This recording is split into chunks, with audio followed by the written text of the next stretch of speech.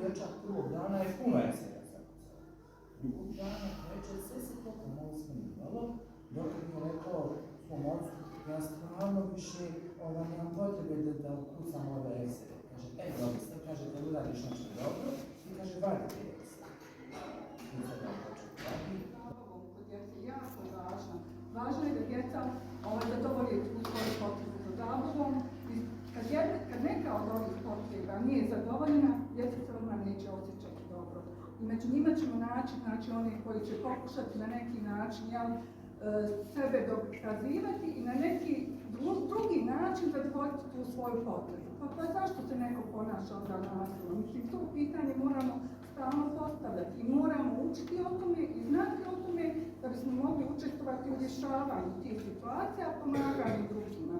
Recimo, neko ima loše ocjene, ne uči dobro, znači nije se mogao pokazati u tome.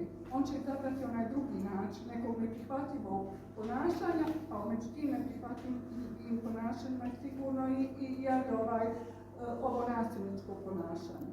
Zašto još može neko da se ponaša nasilno? Zato što nije naučio rješavati drugačije probleme. On je možda ima taj model rješavanja, misli da je to najkraći put. To je njegov stavan način kako se rješavaju problemi. Zato moramo stalno učiti i učimo, kako se mogu problemi rješavati. Šta još može biti? Mislim, to je po modelu, po uzoru i tako u svakom slučaju to dijete se nije dobro osjećalo i došlo u situaciju da se dokazuje, da pokazuje. To je njegova potreba za moć nije zadovoljena, samo je na pogrešan način.